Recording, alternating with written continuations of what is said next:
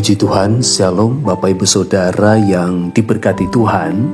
Kembali lagi kita berjumpa pada renungan saat pagi hari ini. Saya memberikan judul yaitu Tuhan itu dekat bukan jauh. Bacaan Alkitab kita terambil dalam Mazmur 34 ayatnya yang ke-19. Pernah tidak Bapak Ibu merasa sendiri, benar-benar sendiri? Di saat masalah datang bertubi-tubi dan doa seakan tidak dijawab, bahkan setiap perasaan kita berkata, di mana Tuhan yang sebenarnya? Apakah Dia melihat apa yang saat ini sedang saya dan saudara alami dalam kehidupan kita? Apakah Dia mendengar setiap tangisan kita? Perasaan seperti itu adalah sangat manusiawi. Tetapi hari ini firman Tuhan punya kabar yang sangat menghibur untuk saya dan saudara yang sedang merasa jauh dari Tuhan. Kita akan merenungkan Mazmur 34 ayat 19 ini, bagaimana di dalam ayat firman Tuhan ini ada janji Tuhan bagi saya dan saudara yang sedang mengalami perasaan atau sikap patah hati dan remuk jiwa. Mari kita bersama-sama membaca kebenaran firman Tuhan. Tuhan itu dekat kepada orang-orang yang patah hati, dan Ia menyelamatkan orang-orang yang remuk jiwanya. Untuk memahami ayat ini, Bapak Ibu Saudara yang diberkati Tuhan, kita perlu tahu bahwa Daud menulis Mazmur ini ketika dia sedang dalam bahaya besar. Dia pura-pura gila untuk menyelamatkan nyawanya dari Raja Akis, di mana tertulis dalam 1 Samuel pasal yang ke-21.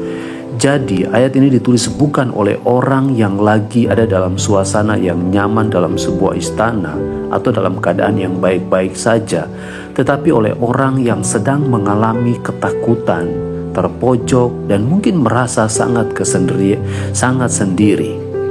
Kata dekat di sini bukan sekedar dekat secara fisik, tetapi dekat secara rasional.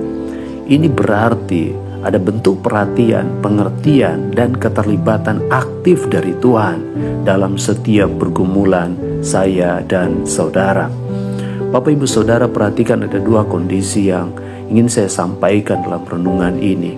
Yang pertama, ketika kita mengalami patah hati atau broken heart, ini adalah rasa sakit secara emosional, kecewa karena dikhianati, gagal, ditolak, atau ditinggalkan, hancur karena harapan yang buyar. Yang kedua, terkadang kita merasa remuk jiwa. Ini lebih dalam lagi, sakit secara spiritual, sudah tidak ada semangat lagi, bahkan putus asa, merasa tidak berdaya dan kehilangan gairah untuk hidup atau berjuang. Dan firman Tuhan selalu berkata, justru dalam kondisi separah ini, Tuhan memilih untuk hadir dengan caranya Tuhan itu sendiri. Kenapa? Karena Dia, saat kita kuat, kita sering mengandalkan diri kita sendiri. Tetapi di saat kita patah hati dan remuk jiwa, kitalah yang paling terbuka untuk merasakan kehadiran Tuhan yang akan memberikan penghiburan bagi kita. Tuhan tidak pernah jauh karena kita justru yang menjauh daripada Tuhan. Dia dekat karena kita ada dalam keadaan yang tidak baik. Dia adalah Bapa yang berlari menjemput anaknya yang hilang, bukan yang menghindar karena anaknya berbau kotor dan penuh dengan lumpur dosa.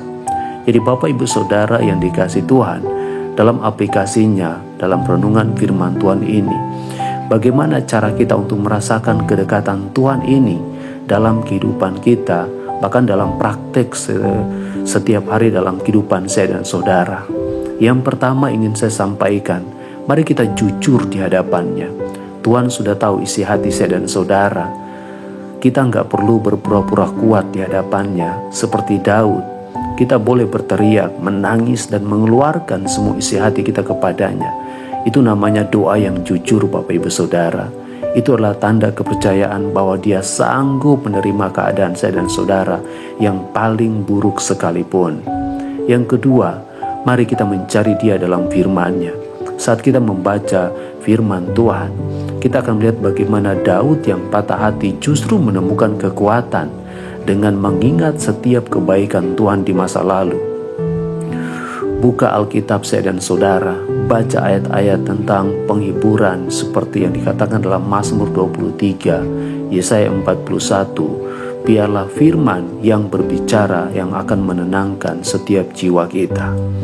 Yang ketiga, Bapak Ibu Saudara, diam dan merenungkan kebenaran firman Tuhan. Kadang kita terlalu sibuk dengan keluh kesah kita sendiri sampai kita tidak mendengar lagi suara Tuhan yang lembut. Coba diam sejenak, tarik nafas kita dan ucapkan, Tuhan, aku percaya Engkau dekat sekarang juga. Meski terkadang kita tidak merasakan apa-apa, katakan kepada Tuhan, Tuhan, aku percaya bahwa Tuhan dekat kepadaku. Bapak Ibu Saudara yang dikasihi Tuhan, bukti bahwa Tuhan dekat dengan orang-orang yang remuk jiwa adalah bagaimana Dia rela mati untuk saya dan saudara di atas kayu salib, di mana Yesus berseru, Allahku, Allahku, mengapa Engkau meninggalkan aku? Dia mengalami puncak dari kesendirian dan patah hati, supaya kita atau saya dan saudara tidak pernah lagi mengalami apa yang dialami oleh Yesus. Kematian Yesus memastikan bahwa rohnya akan tinggal selamanya bersama-sama dengan kita sebagai penghibur yang selalu dekat. Jadi perasaan kita, apapun yang kita alami, yang kita rasakan saat ini, percayalah bahwa Tuhan itu dekat kepada saya dan saudara. Mari Bapak Ibu Saudara kita berdoa untuk renungan firman Tuhan ini. Bapa yang baik, terima kasih untuk janji-Mu hari ini bahwa Engkau justru paling dekat saat kami merasa paling hancur hati. Ampuni kami ya Bapa jika selama ini kami mencoba mengandalkan kekuatan kami sendiri. Hari ini kami datang kepadamu dengan segala kehancuran, keremukan jiwa kami. Kami menyerahkan semuanya ke dalam tangan-Mu. Tolong kami ya Bapa untuk merasakan bahwa Engkau dekat, Engkau nyata, Engkau menghibur, Engkau memberi kekuatan bagi kami. Dan ajar kami percaya bahwa Engkau sedang bekerja untuk memulihkan keadaan kami. Kami bersyukur, dalam nama-Mu kami berdoa. Haleluya. Amin. Puji Tuhan. Jika Bapak Ibu Saudara merasa diberkati melalui renungan firman Tuhan ini, jangan lupa like, subscribe, dan share kepada teman, para sahabat kita. Mungkin mereka juga sedang ada dalam keadaan yang berjuang. Tinggalkan juga komentar, tinggalkan pesan di kolom doa untuk kita bersama-sama berdoa. Tuhan Yesus memberkati kita semuanya. Shalom.